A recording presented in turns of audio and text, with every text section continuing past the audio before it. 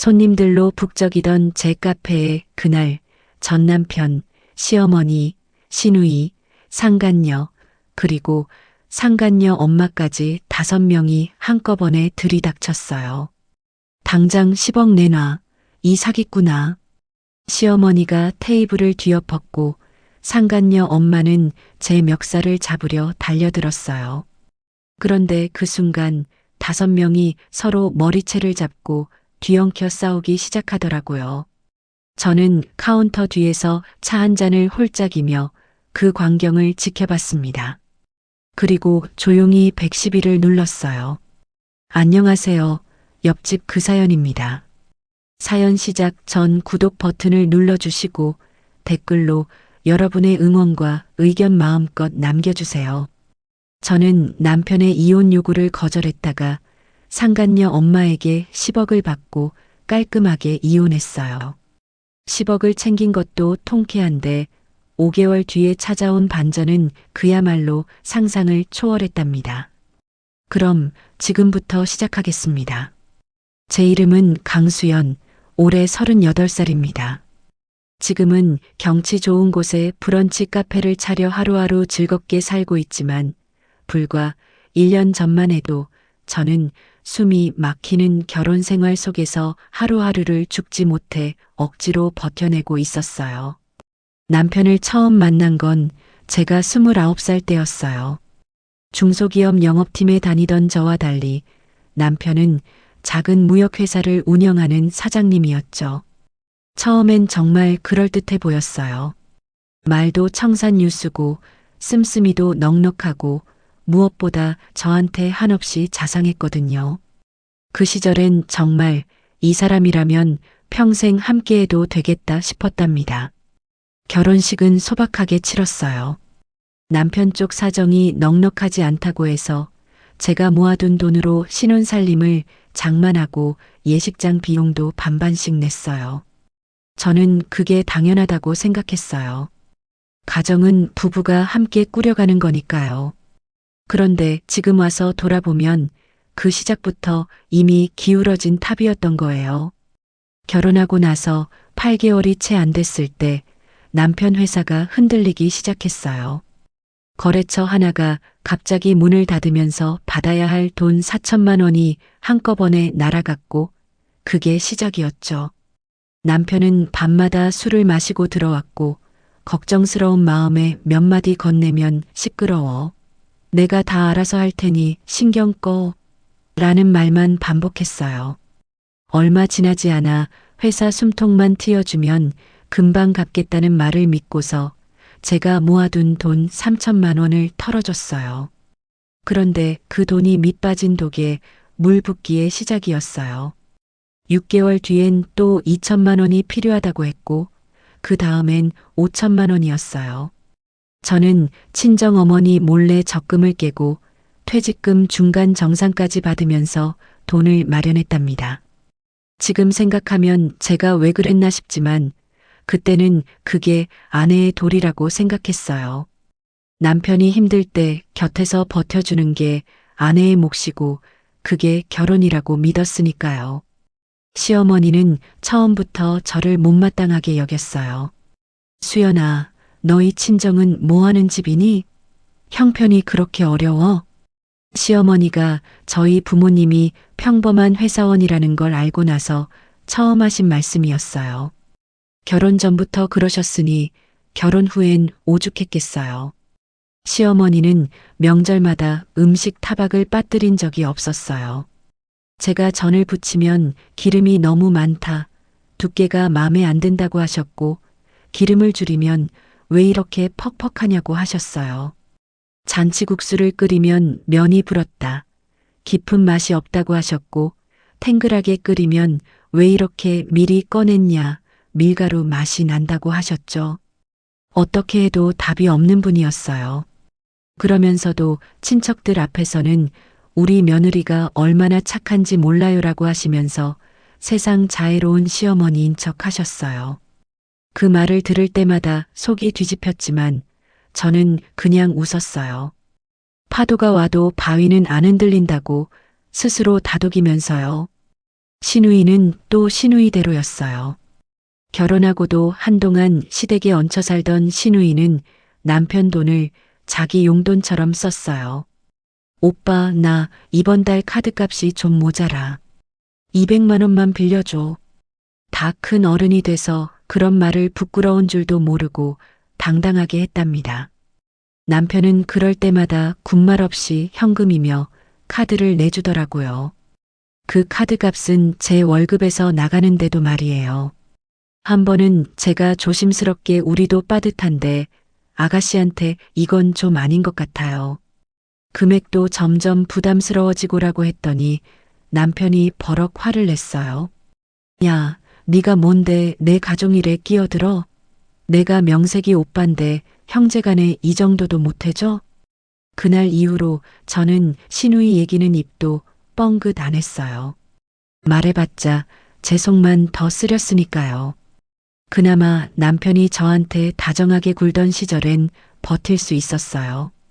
지나가는 말로라도 수고했다 한마디라도 해줬으니까요. 그런데 회사 사정이 나빠질수록 남편도 완전히 달라지더라고요. 퇴근하고 들어온 제가 오늘 하루 어땠어요? 하고 물으면 피곤하니까 말 시키지 말라는 짜증 섞인 말이 돌아왔어요. 밥은 먹었어요? 하고 물으면 대답하기 귀찮으니까 물어보지 말고 차려주기나 해. 라는 말이 돌아왔고요.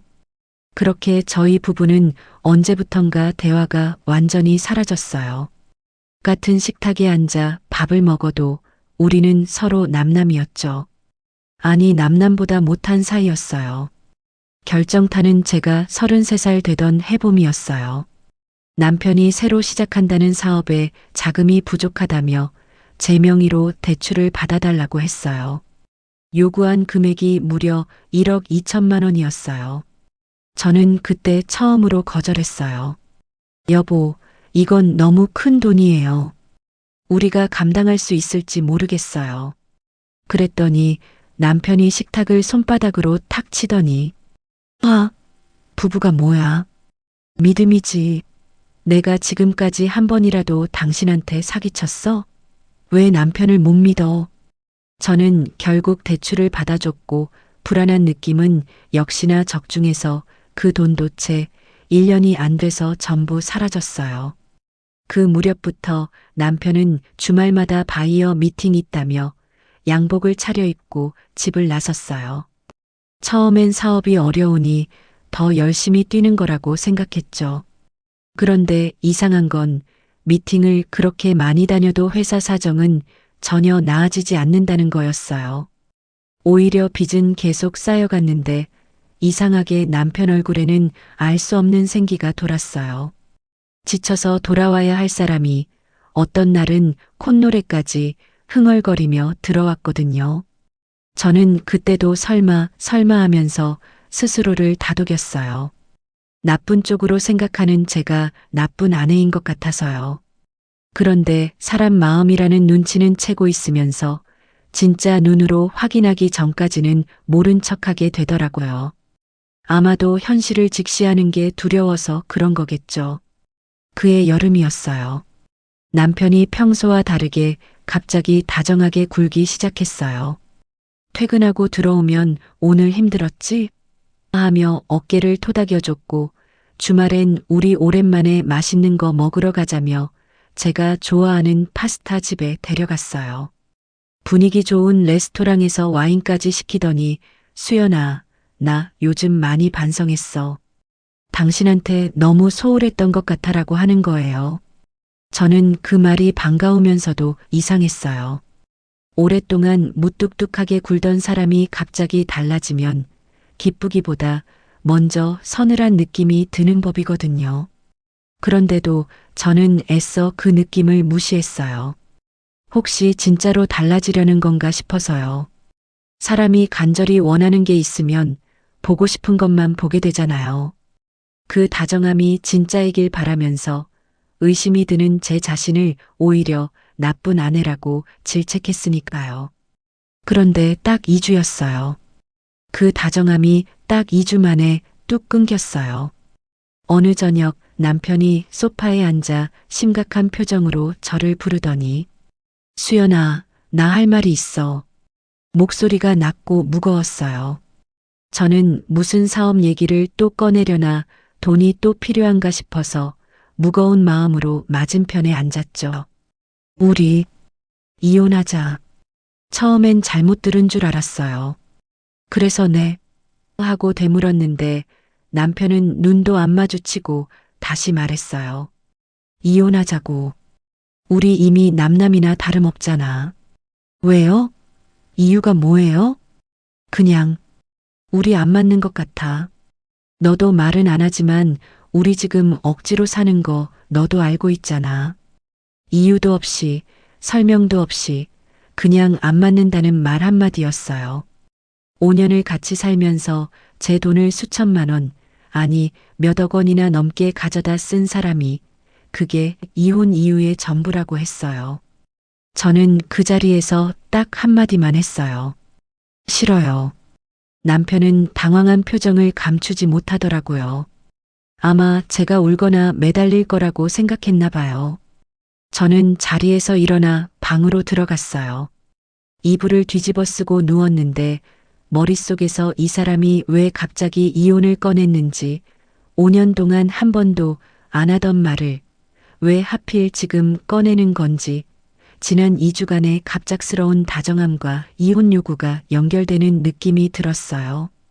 며칠 동안 저는 아무 티도 내지 않았어요. 아침밥을 차려줬고 퇴근하면 저녁을 지었어요. 남편이 이혼 얘기를 다시 꺼낼 때마다 생각해 볼게요라고만 했어요.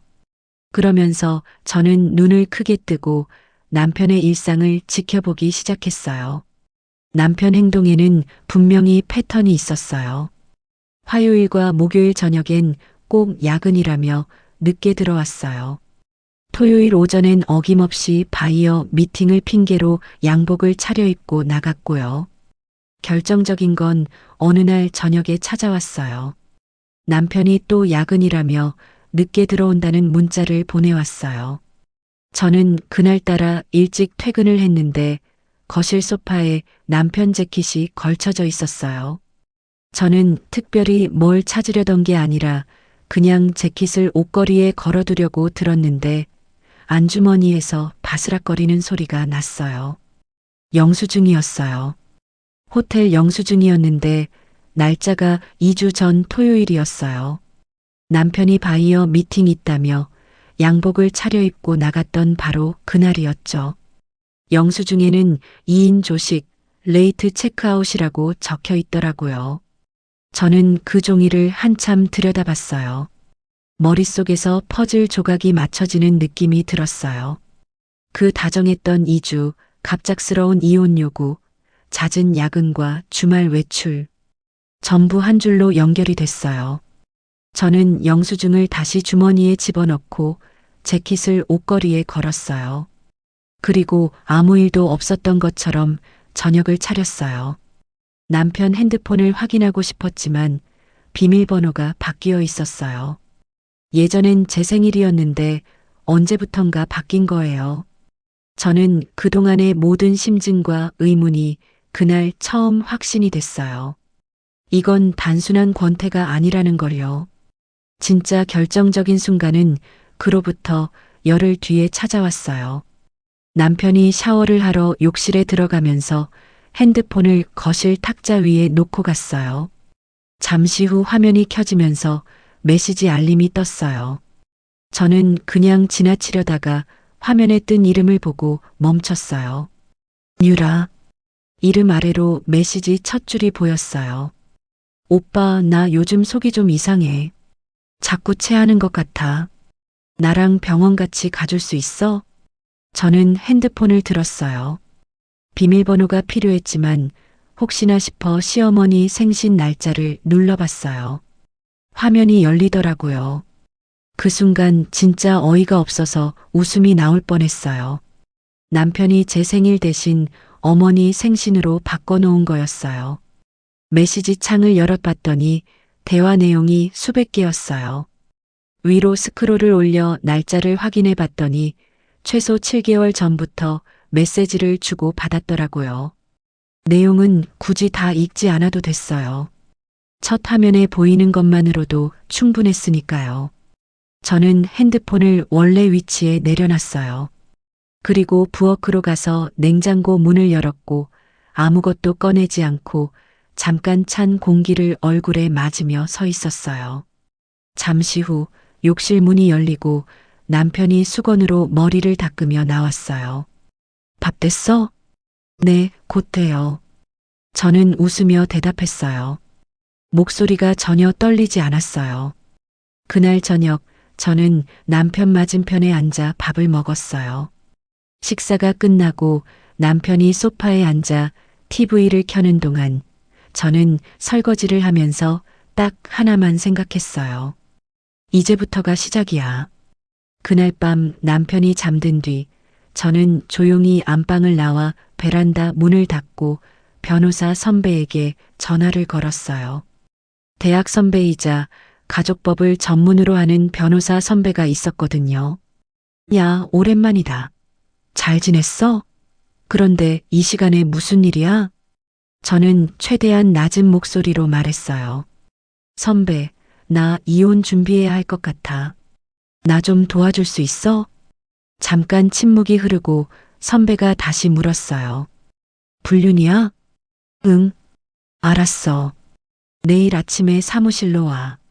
전화를 끊고 베란다, 창문 너머 까만 밤하늘을 한참 바라봤어요. 바람이 조금 불었어요. 저는 크게 숨을 한번 들이쉬고 안으로 들어갔어요. 다음 날 아침 저는 평소와 똑같이 남편 아침밥을 차렸어요. 된장찌개에 계란말이, 깍두기. 남편이 좋아하는 메뉴였어요.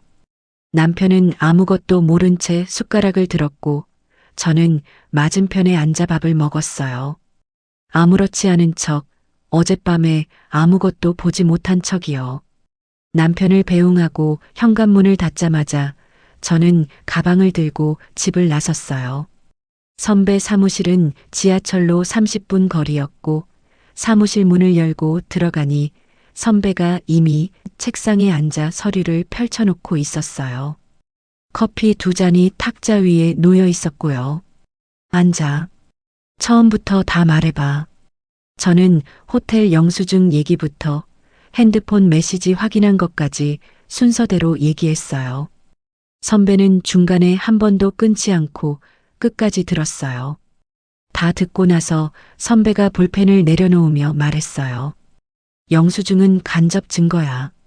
메시지는 네가 봤다고 해도 캡처가 없으면 증거로 쓰기 어려워. 지금 당장 필요한 건 둘이 함께 있는 장면이나 불륜 사실을 인정하는 문자나 녹음이야. 어떻게 하면 돼? 일단 절대 티내지 마. 남편이 눈치채는 순간 증거를 다 지워버릴 테니까. 그리고 남편 차 블랙박스부터 확인해봐. 삭제된 파일도 복구할 수 있는 업체도 내가 연결해 줄게. 저는 그날 바로 움직였어요. 선배 사무실을 나오자마자 남편 차가 세워진 아파트 주차장으로 가서 차 문을 예비 스마트키로 열었어요. 조심스럽게 블랙박스 메모리 카드를 꺼내 선배가 소개해준 디지털 복구 업체로 가져갔어요. 업체 직원이 카드를 기계에 꽂더니 삭제된 파일이 꽤 많은데요. 복구해드릴까요? 네, 전부 다요. 기다리는 동안 저는 업체 의자에 앉아 물 한 모금도 안 마셨어요. 20분쯤 지나서 직원이 모니터를 돌려 보여줬어요. 복구된 영상이 14개였고 저는 하나씩 확인하기 시작했어요. 대부분은 주차장 진입 영상이거나 도로 주행 영상이었는데 7번째 영상을 열었을 때였어요. 조수석에 여자가 타고 있었어요. 20대 중반쯤 돼 보이는 여자였고 긴 머리에 밝은색 원피스를 입고 있었어요. 남편이 운전하면서 그 여자 손을 잡고 있었고 여자가 웃으며 남편 어깨에 머리를 기대고 있더라고요. 블랙박스 내부 카메라에 2사람 얼굴이 선명하게 찍혀 있었어요. 날짜는 2달 전 토요일이었어요. 남편이 바이어 미팅이라며 양복을 차려입고 나갔던 바로 그날이었죠. 저는 그 영상을 USB에 담아서 나왔어요. 그게 유라였어요. 나중에 알고 보니 남편 거래처 사장 딸이었어요. 나이는 남편보다 12살이나 어린 26살 여자였어요. 증거는 확보했지만 저는 서두르지 않았어요. 선배도 같은 말을 했어요. 수연아, 지금 당장 들이대면 네가 손해야. 증거를 좀 더 모아두고 타이밍을 봐야 해. 저는 고개를 끄덕였어요. 그 뒤로 3주 동안 저는 2가지 역할을 동시에 했어요. 낮에는 직장에서 일하고 저녁에는 평범한 아내처럼 밥을 차렸어요. 그러면서 틈틈이 증거를 쌓아나갔어요. 남편이 화요일 저녁에 야근이라고 나가면 저는 선배가 연결해준 업체를 통해 남편 동선을 파악했어요. 매번 같은 장소였어요. 강남구에 있는 한 오피스텔이었어요. 그러던 어느 날 저녁 남편이 밥을 먹다가 불쑥 말했어요. 수연아, 나 이번 주 토요일에 거래처 사람들이랑 지방 출장 다녀올게. 1박이야. 저는 표정 하나 바꾸지 않고 웃으며 대답했어요. 그래요. 조심히 다녀와요. 뭐 챙겨줄까요? 멀미약이라도 넣어줄까요? 남편은 잠깐 멈칫하더니 아니, 괜찮아라고 했어요. 그 토요일 저는 선배한테 연락했어요. 선배가 확인해 줬어요. 남편이 1박을 한 호텔 이름, 체크인 날짜, 투숙 인원, 전부 다 나왔어요. 2인이었어요. 증거가 쌓여가는 동안 저는 남편한테 오히려 더 잘해줬어요. 좋아하는 갈비찜을 해줬고 주말엔 오랜만에 같이 드라이브나 할까요? 하고 먼저 제안하기도 했어요. 남편은 처음엔 당황한 표정이었어요. 이혼하자고 했는데 아내가 아무 반응 없이 오히려 잘해주니까 오히려 불안했겠죠. 한 번은 남편이 슬쩍 물어봤어요. 수연아, 이혼 얘기는 어떻게 생각해 봤어? 저는 시치미를 뚝 떼고 대답했어요. 아, 그거요. 아직 생각 중이에요. 시간을 좀 더 줘요. 남편이 뭔가 더 말하려다 입을 다물었어요. 저는 속으로 그래, 좀 더 불안해해봐 싶었지만 표정은 전혀 내비치지 않았어요. 그러던 어느 날 밤이었어요. 남편이 잠든 뒤에 시어머니한테서 전화가 왔어요. 저는 베란다로 나가서 받았어요. 수연아, 너 진영이가 이혼하자고 했다는데 생각은 해봤니? 남편이 시어머니한테 이미 말을 해둔 거였어요. 저는 차분하게 대답했어요. 네, 어머니. 생각 중이에요. 그래서 네 생각은 어때? 잘 생각해. 부부가 살다 보면 힘든 때도 있는 거야. 진영이가 요즘 사업이 어려우니까 예민한 거잖아. 네가 잘 맞춰줘라. 시어머니 목소리는 조심스러운 척했지만 사실은 저한테 군말 말고 이혼해주라는 뜻이었어요. 저는 속이 훤히 보였지만 모른 척하며 네, 어머니 말씀이 맞아요. 좀 더 생각해 볼게요. 전화를 끊고 저는 가만히 서서 생각했어요. 시어머니까지 이미 알고 있다는 건 남편이 이혼을 기정사실로 준비하고 있다는 뜻이었어요. 그 말은 곧 저도 서둘러야 한다는 뜻이었고요. 다음 날 아침 선배한테 전화했어요. 선배, 이제 슬슬 움직여야 할 것 같아. 그래. 그런데 있잖아, 수연아. 내가 이상한 걸 하나 발견했어. 뭔데? 그 유라라는 여자, 최근에 산부인과를 정기적으로 다니고 있어. 이번 한 달 새에 3번이야. 선배가 계속 말했어요. 확실한 건 아닌데 만약 임신이라면 상황이 훨씬 복잡해질 수 있어. 마음의 준비를 해도. 전화를 끊고 저는 천천히 숨을 내쉬었어요. 복잡해지면 복잡해지는 대로 대응하면 됐어요. 이미 마음은 정해져 있었으니까요. 그 예감은 열흘 뒤 현관문 초인종 소리와 함께 현실이 됐답니다. 초인종이 울린 건 목요일 저녁 7시였어요. 남편은 또 야근이라며 나간 상태였어요. 저는 혼자 소파에 앉아 서류를 정리하고 있었는데 초인종 소리에 일어나 인터폰 화면을 봤어요. 모르는 여자였어요. 60대쯤 돼 보이는 여자였는데 옷차림이 꽤 고급스러웠어요. 밍크 코트에 커다란 핸드백을 든 채 카메라를 똑바로 쳐다보고 있었어요. 표정은 굳어 있었고 눈빛이 날카로웠어요. 일반 방문객 같은 느낌이 전혀 아니었어요. 무언가 단단히 작정하고 온 사람의 눈빛이었거든요. 누구세요? 강수연 씨 맞죠? 문 좀 열어봐요. 할 말이 있어요. 목소리가 낮고 단호했어요. 저는 잠깐 망설이다가 문을 열었어요. 열지 않으면 더 이상하게 굴 것 같았거든요. 현관에 들어선 여자는 거실을 한번 훑어보더니 소파에 앉지도 않고 바로 말했어요. 나는 유라 엄마 홍영숙이라고 해요. 홍 여사였어요. 저는 그 이름을 처음 듣는 척했어요. 유라요? 유라가 누군데요? 홍 여사가 저를 위아래로 훑어보더니 코웃음을 치며 입을 열었어요. 시침이 떼지 마요. 당신 남편이랑 우리 유라 사이 당신도 이미 눈치챘잖아. 아니면 지금까지 진짜 몰랐어? 등신 아니야? 저는 아무 말도 하지 않았어요. 홍 여사가 핸드백에서 두툼한 서류 봉투를 꺼내 거실 탁자 위에 탁 내려놓았어요. 아무튼 우리 유라 지금 임신 4개월이에요. 아이 아버지가 당신 남편이고 나는 내 딸이 미혼모 되는 꼴을 절대 볼 수가 없어요. 그러니까 당신이 깔끔하게 최대한 빨리 이혼해줘요. 대신 이거. 홍 여사가 봉투를 손가락으로 제가 있는 쪽으로 밀었어요. 10억이에요. 위자료 명목이에요. 이거 가져가고 최대한 빨리 도장 찍어줘요.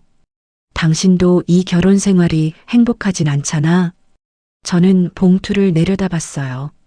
10억? 그 숫자가 머릿속에서 맴돌았어요. 화가 나야 하는 순간인데 이상하게 머릿속이 빠르게 돌아가기 시작했어요. 이 여자가 직접 10억을 들고 찾아왔다는 건 그만큼 상황이 급하다는 뜻이었어요. 급하다는 건 제가 협상의 주도권을 줄 수 있다는 뜻이었고요. 저는 마음속으로 숨을 한번 고르고 천천히 소파에 앉았어요. 앉으세요.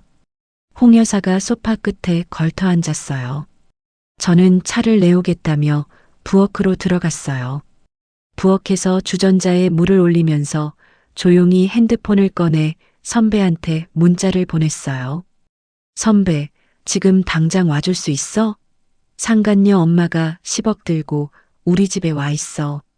30초도 안 돼서 답장이 왔어요. 지금 바로 간다. 아무 말도 하지 말고 시간 끌어. 저는 찻잔 2개에 녹차를 천천히 우렸어요. 찻잎이 퍼지는 걸 보면서 머릿속으로 계획을 정리했어요. 이 여자는 돈으로 모든 걸 해결할 수 있다고 생각하는 사람이에요. 그 자신감이 오히려 저한테 유리한 패였어요. 자신감이 넘치는 사람은 방심하거든요. 거실로 나와 홍 여사 앞에 찻잔을 내려놓으며 말했어요. 말씀은 잘 들었어요. 근데 저도 이런 얘기를 갑자기 혼자 결정하기가 어렵네요. 저 좀 도와주시는 분한테 연락을 드려도 될까요? 홍 여사가 눈썹을 치켜 올렸어요. 누구요? 변호사 선배예요. 이런 일은 제가 혼자 판단하면 안 될 것 같아서요. 홍 여사님 입장에서도 이게 더 안전하시지 않겠어요? 나중에 제가 말을 바꾸면 곤란하지 않으시겠어요? 홍 여사가 잠깐 불편한 표정을 지었지만 막지는 않았어요. 저는 속으로 안도했어요. 이 여자가 10억을 들고 당당하게 찾아온 건 그만큼 자기 패가 강하다고 생각하기 때문이었어요. 그러니까 변호사 얘기에도 크게 겁먹지 않는 거였죠. 기다리는 동안 홍 여사는 거실을 천천히 둘러봤어요. 그러다 혼잣말처럼 중얼거렸어요. 살다 보면 실수할 수도 있잖아요. 당신 남편도 사람인데 실수 한 번 한 거잖아요.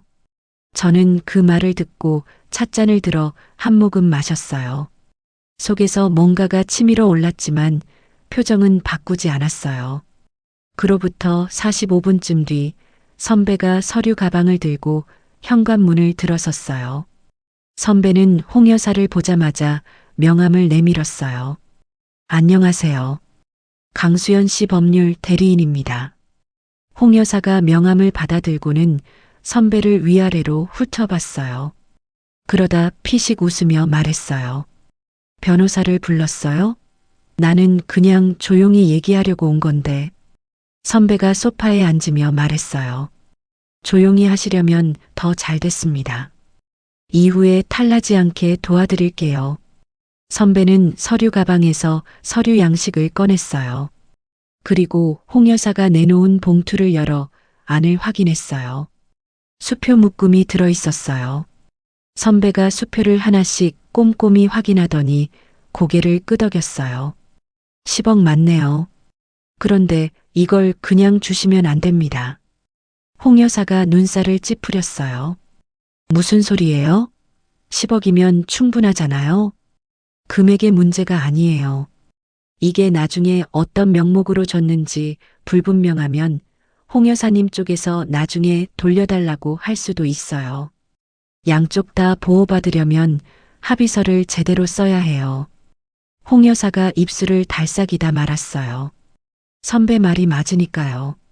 자기 딸 입장에서도 나중에 분쟁이 생기면 곤란할 수 있잖아요.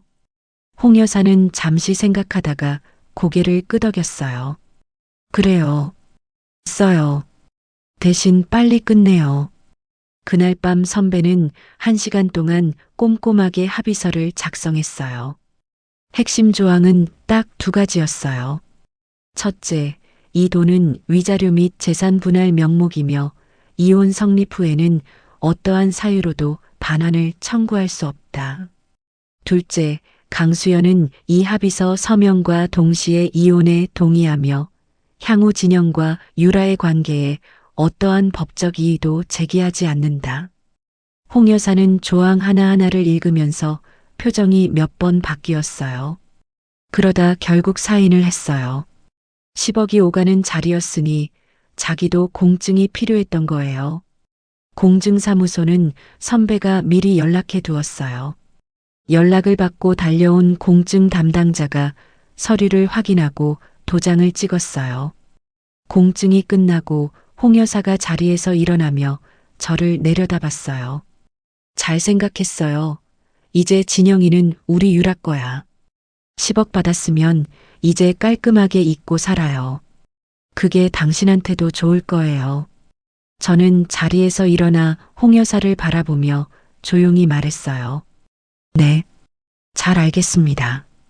홍 여사가 현관 밖으로 나가고 문이 닫혔어요. 선배가 저를 바라봤어요. 수연아, 괜찮아? 저는 탁자 위에 놓인 수표 묶음을 바라보며 대답했어요. 나 완전히 괜찮아. 선배 덕분에. 선배가 피식 웃으며 말했어요. 이 합의서 있는 한 저 여자는 나중에 어떤 말도 못해. 반환 불가 조항이 들어가 있으니까. 네가 이긴 거야. 저는 그날 밤 이혼 서류에 도장을 찍었어요. 5년간의 결혼 생활이 그렇게 끝났어요. 다음 날 아침 남편은 이혼 서류를 받아들고 한참 동안 말이 없었어요. 서류를 들고 이리저리 들여다보다가 딱 한마디만 했어요. 잘 됐다. 저는 웃었어요.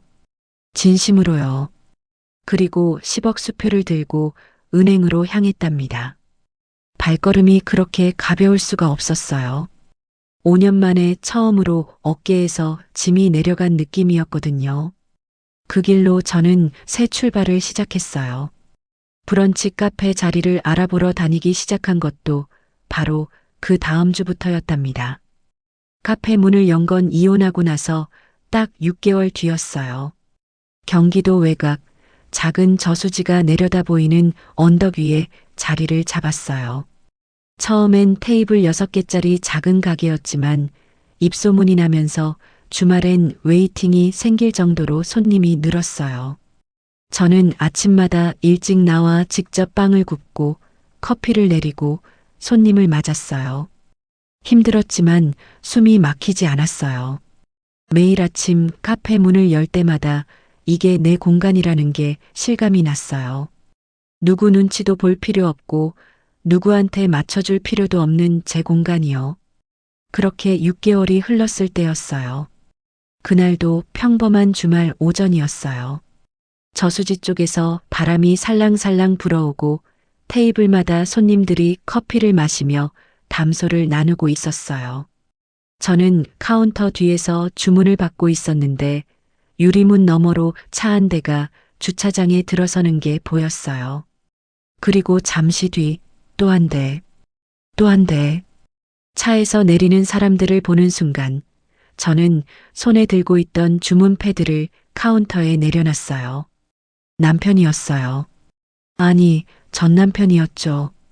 그 옆에 유라가 있었어요. 유라 뒤로 홍 여사가 내렸고 마지막으로 시어머니와 시누이가 차에서 내렸어요. 5명이 한꺼번에 주차장에 서서 카페 간판을 올려다보고 있었어요. 저는 숨을 한번 고르고 카운터 뒤에 그대로 섰어요. 도망갈 이유도 숨을 이유도 없었어요. 유리문이 열렸어요. 제일 먼저 들어온 건 홍 여사였어요. 홍 여사는 카페 안을 한번 쭉 둘러보더니 저를 발견하고 성큼성큼 카운터 앞으로 걸어왔어요. 눈빛이 6개월 전과는 완전히 달랐어요. 그때는 돈을 쥔 사람의 여유로운 눈빛이었다면 지금은 뭔가에 잔뜩 쫓기는 사람의 눈빛이었어요.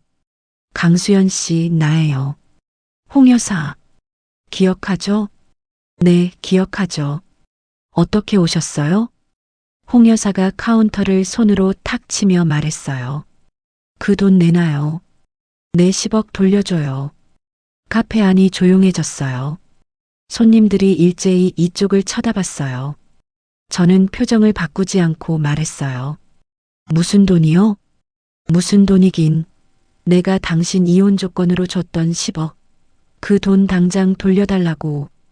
그때 뒤에서 시어머니가 끼어들었어요. 그래 얘. 너 그 돈 어디다 썼어? 이 카페 남의 돈으로 차린 거야? 저는 시어머니를 바라봤어요. 6개월 만에 보는 얼굴이었어요. 홍 여사 뒤에 서 있는 전 남편은 눈을 못 마주치고 바닥만 봤어요. 유라는 팔짱을 끼고 저를 노려봤고 시누이는 그 옆에서 고개를 끄덕이며 서 있었어요. 저는 조용히 핸드폰을 들어 선배한테 전화를 걸었어요. 신호가 2번 가고 선배가 받았어요. 선배, 카페로 와줄 수 있어? 그 사람들이 왔어. 알았어. 20분만 기다려. 전화를 끊고 홍 여사를 바라봤어요. 홍 여사님, 저도 드릴 말씀이 있으니까 잠깐만 기다려주세요. 제 변호사가 있어요. 홍 여사가 눈을 부라렸어요. 변호사? 지금 나한테 변호사를 들이대? 당신이 사기를 쳤잖아. 어떤 부분이 사기예요? 그 돈은 진영이 아이 때문에 준 거잖아. 그런데 아이가 어떻게 됐어? 진영이 아이가 맞아? 그게... 그 말에 카페 안 공기가 싸늘해졌어요. 전 남편이 홍 여사를 바라봤어요. 홍 여사와 전 남편 사이에 뭔가 팽팽한 기류가 흘렀어요. 저는 그제야 제대로 상황이 이해됐어요. 얼마 전에 선배한테 들은 얘기가 있었거든요. 유라가 낳은 아이가 전 남편 아이가 아니었다는 거요. 유라가 클럽에서 만난 외국인 남자와의 사이에서 낳은 흑인 혼혈아였어요.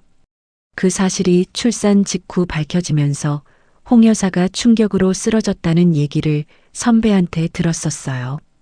그러니까 지금 이 5명은 저한테 화풀이를 하러 온 게 아니라 사실은 서로를 물어뜯다가 여기까지 흘러온 거였어요. 그때 전 남편이 홍 여사한테 버럭 소리를 질렀어요. 아니, 어머님, 내 돈 다 가져가 놓고 지금 나한테 이래요? 유라가 내 아이 낳은 것도 아니잖아요. 홍 여사가 전 남편을 손가락으로 가리키며 맞받아쳤어요. 아, 너 어디서 큰 소리야. 네가 제대로 된 남자였으면 이런 일이 생겼겠어? 유라가 왜 딴 데 눈을 돌렸는지 생각해봐. 시어머니가 홍 여사한테 달려들었어요. 아니, 이 양반이 당신이 우리 아들 인생 다 망쳐놓고 지금 큰 소리야? 우리 전세금은 어디다 썼어? 당장 우리 돈 내놔. 유라가 시어머니한테 소리쳤어요. 어머니는 왜 여기서 난리예요? 나한테 따지려면 따로 따지세요. 카페 안이 순식간에 아수라장이 됐어요. 신우이가 유라 머리채를 잡았고 홍 여사가 시어머니 팔을 밀쳤어요. 전 남편은 두 사람 사이를 막으려다 테이블을 건드려 커피잔이 바닥에 떨어졌어요. 손님들이 자리에서 일어나 벽 쪽으로 피했어요. 저는 카운터 뒤에서 이 광경을 바라봤어요. 그리고 조용히 112를 눌렀어요. 네, 신고합니다. 저희 카페에서 손님들이 기물을 파손하고 폭행을 하고 있어요. 주소는 신고를 마치고 카운터 옆 의자에 앉아 따뜻한 커피를 한 모금 마셨어요. 5명은 여전히 서로 머리채를 잡고 소리를 지르고 있었어요. 10분 뒤 선배가 먼저 도착했어요. 선배는 카페 문을 열고 들어오다가 이 광경을 보고 잠깐 멈췄어요. 그리고 저한테 걸어와 낮은 목소리로 말했어요. 저게 다 뭐야? 스스로 무너지는 중이야. 선배가 서류 가방에서 합의서 사본을 꺼냈어요. 그리고 홍 여사한테 다가가 내밀었어요. 홍 여사님, 이거 기억하세요? 위자료 및 재산 분할 명목, 어떠한 사유로도 반환 청구 불가. 공증까지 마친 서류예요. 지금 이 돈을 돌려달라고 하시는 건 법적으로 불가능합니다. 홍 여사가 서류를 낚아채 읽었어요. 얼굴이 하얗게 됐어요. 이게 말이 돼요? 말이 되죠. 홍 여사님이 직접 서명하셨잖아요. 그때 경찰차 사이렌 소리가 들렸어요.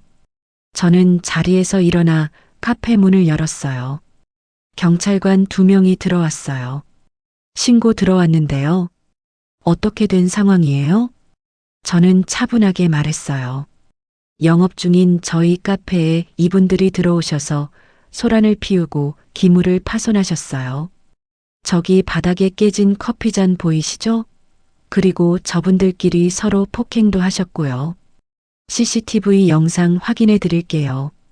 경찰관이 5명을 번갈아 바라봤어요. 전 남편 손에는 유라가 핥힌 자국이 나 있었고 시어머니 팔엔 홍 여사가 밀어서 생긴 멍자국이 보였어요. 증거는 이미 5명 몸에 새겨져 있었어요. 경찰관이 말했어요. 전원 파출소로 가셔야 할 것 같습니다. 홍 여사가 저를 돌아보며 소리쳤어요. 강수연 씨, 두고 봐요. 이게 끝이 아니야. 5명이 경찰관에게 이끌려 카페 밖으로 나갔어요. 저는 카페 문 앞에 서서 그 뒷모습을 바라봤어요. 그리고 창고에서 굵은 소금 한 봉지를 꺼내왔어요. 카페 입구에 소금을 한 움큼 집어 힘껏 뿌렸어요. 그리고 또 한 움큼.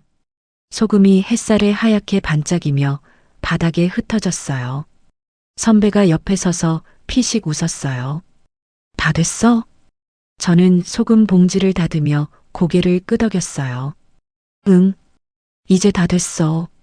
경찰차가 주차장을 빠져나간 뒤 카페 안은 한동안 조용했어요. 손님들이 하나둘 자리에 다시 앉으면서 웅성거리는 소리가 낮게 깔렸어요. 저는 직원한테 깨진 커피잔을 치워달라고 부탁하고 카운터로 돌아와 앞치마를 다시 여몄어요. 선배는 카운터 옆자리에 앉아 아메리카노를 홀짝이며 저를 바라봤어요. 수연아, 너 진짜 대단하다. 뭐가요? 저 난리통에서 커피 마시고 있었잖아.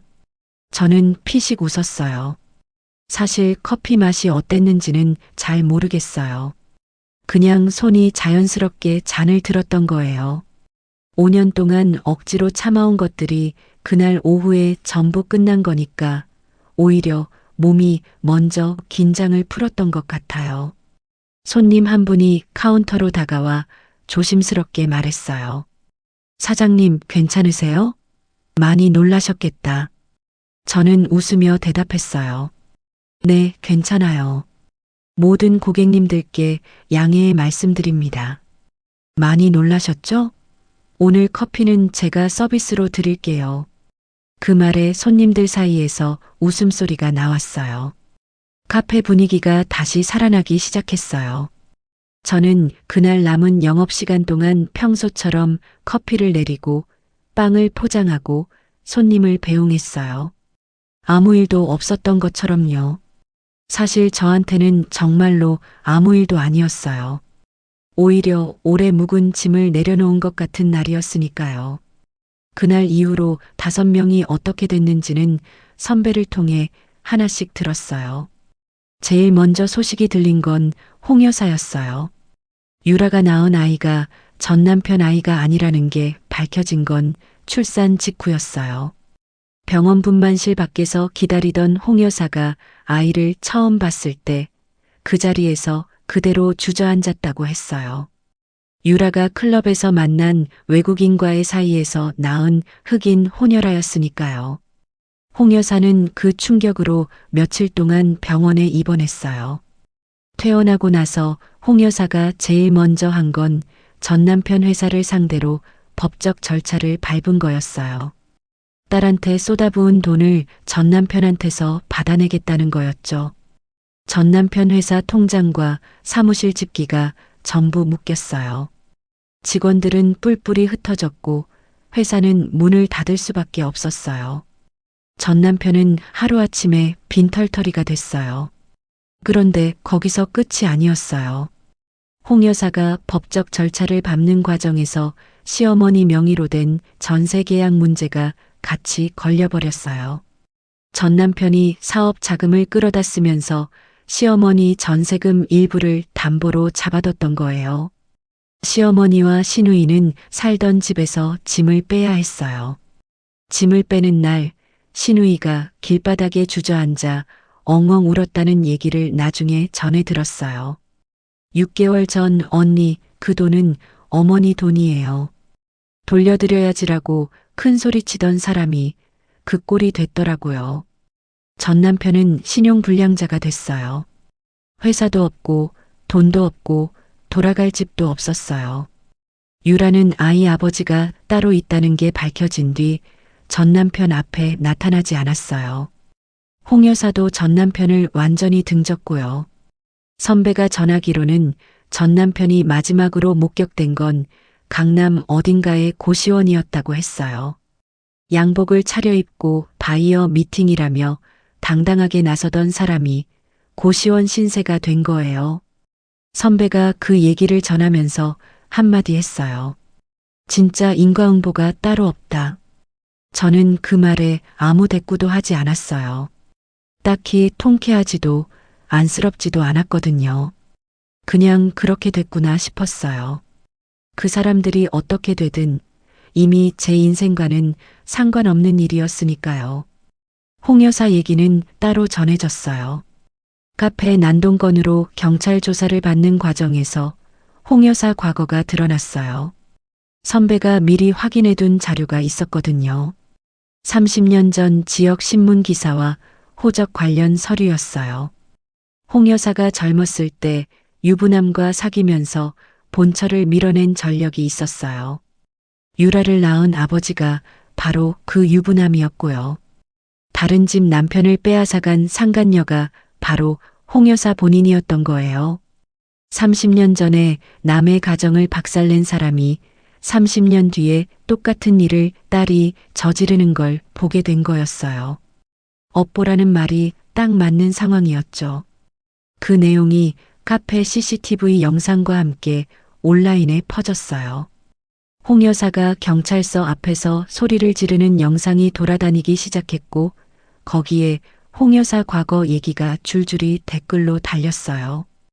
홍 여사가 운영하던 부동산 사무실은 며칠 만에 문을 닫았어요. 단골 손님들이 발길을 끊었고 건물주가 계약 해지를 통보했다고 했어요. 홍 여사는 그 뒤로 동네에서 얼굴을 보이지 않았어요. 그렇게 당당하고 기세등등하던 사람이 단 한 번의 난동으로 모든 걸 잃어버린 거예요. 유라는 아이를 혼자 키우게 됐어요. 홍 여사도 등을 돌렸고 전 남편도 사라졌으니까요. 클럽에서 만난 외국인 남자는 연락이 닿지 않는다고 했어요. 남의 남편을 가로채서 화려하게 살 것 같던 여자가 홀로 아이를 안고 남겨진 거예요. 카페 난동건은 결국 쌍방 폭행과 영업방해로 정리됐어요. 5명 전원이 벌금형을 받았어요. 전 남편은 집행유예 기간 중에 또 다른 채무 문제가 겹치면서 상황이 더 나빠졌다고 했어요.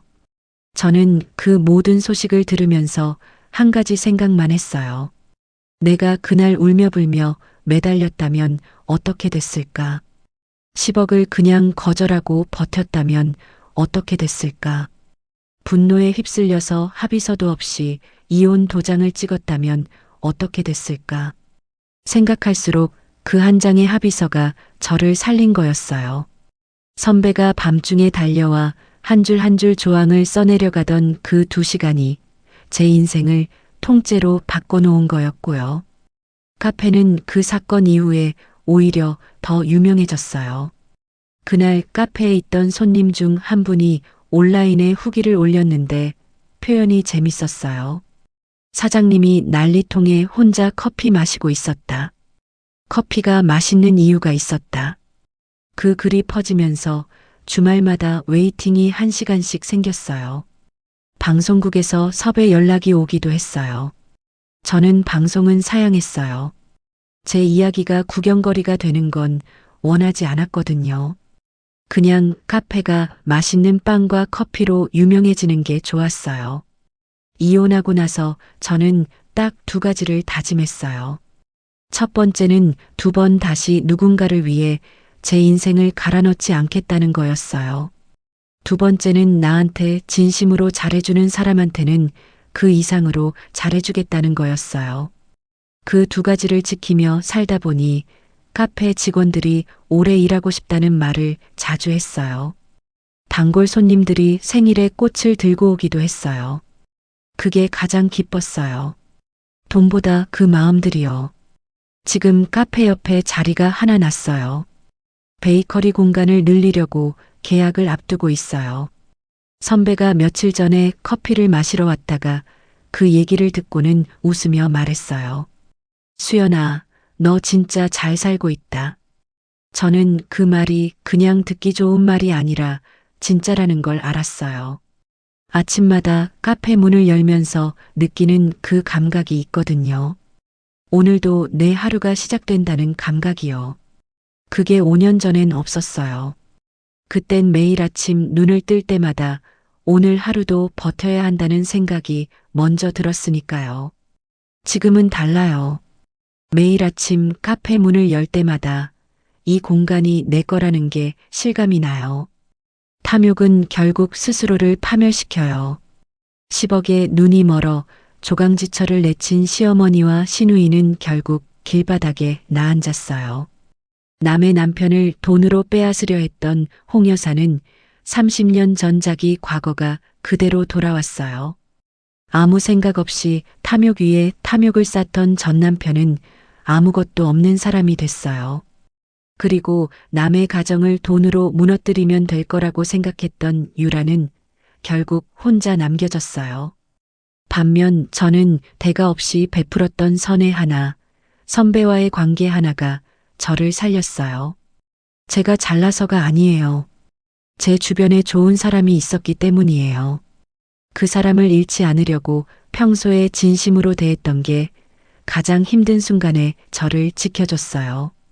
그걸 깨달은 뒤로 저는 매일 카페 문을 열 때마다 생각해요. 오늘도 진심으로 살자. 그게 결국 나를 지키는 거니까요. 저의 속 시원한 이야기를 끝까지 들어주셔서 진심으로 감사합니다. 오늘의 사연이 재밌으셨다면 구독과 좋아요, 알림 설정까지 부탁드려요. 더 알찬 사연으로 찾아뵙겠습니다. 지금 어디에서 듣고 계세요? 여기는 서울입니다. 지금까지 옆집 그 사연이었습니다. 시청자 여러분, 오늘도 행복하세요. 감사합니다.